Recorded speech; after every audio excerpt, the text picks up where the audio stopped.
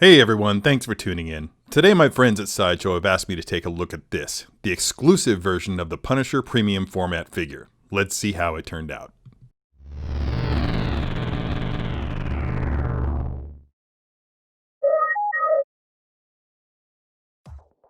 Alright, first up, let's take a look at this box, and it is huge as befits a statue of this stature. Beautiful artwork of the statue itself, as well as the Punisher logo, which everybody knows and loves. On the bottom, you'll see the Sideshow chrome sticker, indicating that this is the exclusive variant that comes with an exclusive portrait. We'll get to that in a moment when we get into the guts of the thing. Moving around, I think those bars are meant to be symbolic of those teeth at the bottom of the Punisher logo. Speaking of the Punisher logo, look at that massive display of it on the back there. The skull icon that we are familiar with emblazoned on the Punisher's chest.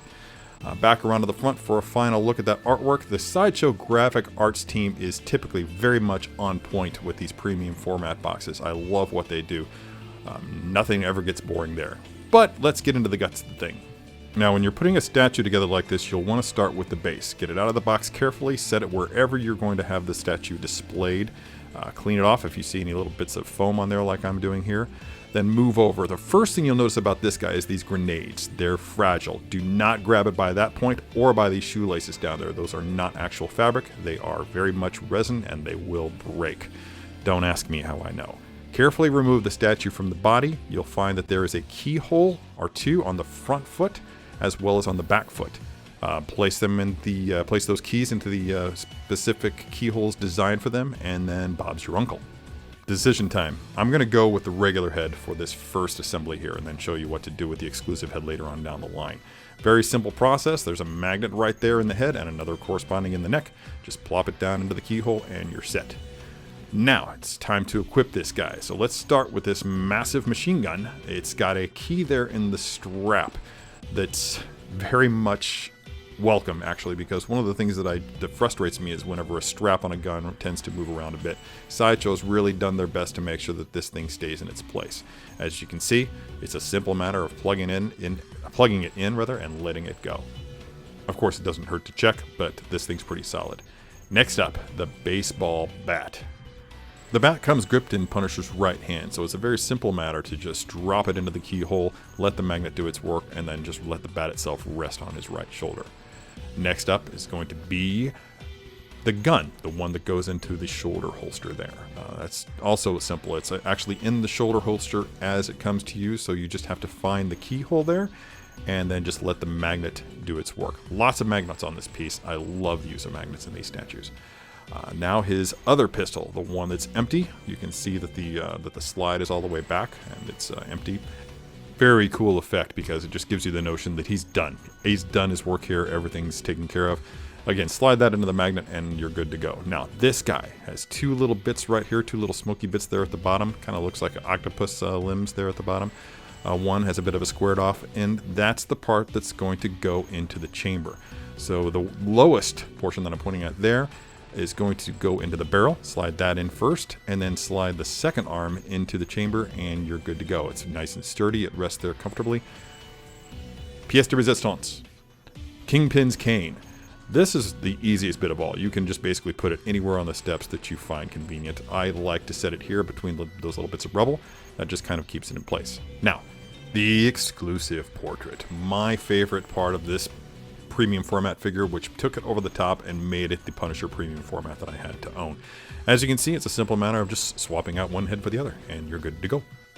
I have been following the Punisher's exploits since the late 80s. That makes it more than 30 years that I've been following the character. I remember distinctly 1988, I guess was the year, but in that time period I was walking uptown in my little small town that I lived in and going daily to the local newsstand and perusing the comic book racks there. They had a small section about 6 feet wide and about 4 rows deep. And all the best ones were there, all the Marvels, all the DCs, but no local comic book shop. All we had was newsstands. But I remember the first time that I laid eyes on the Punisher #1, the very first ongoing series that the character got. And I saw that cover by Klaus Janson, and My friend John had actually introduced me to the character the year before, or something like that. Again, it's been a long time, so I don't recall.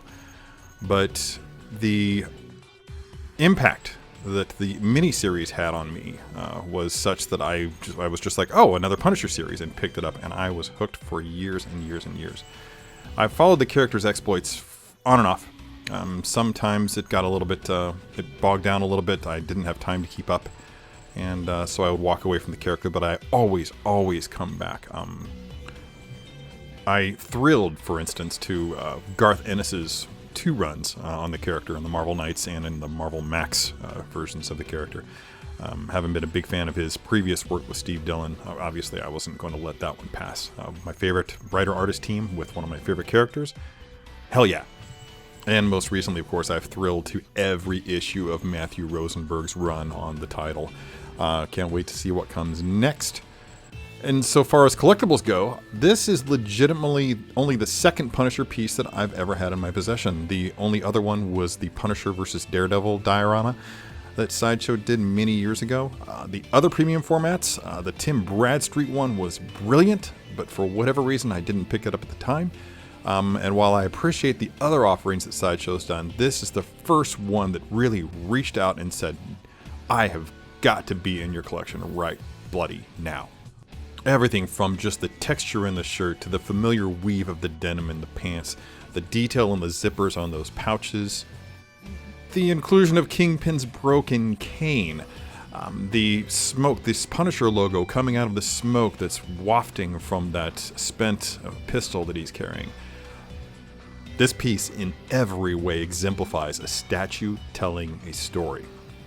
And while it does so admirably on its own, it also teams quite nicely with other Marvel Knights type characters from Sideshow's Marvel line.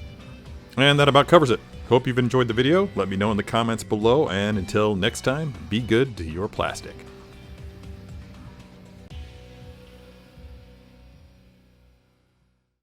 Hey, look at you. Made it to the end and everything. If you liked what you saw, do me a favor and hit that subscribe button. If you're really hardcore, ring the notification bell and you'll be sure to be notified every time a new video is posted. Until next time, thanks for watching and be good to your plastic.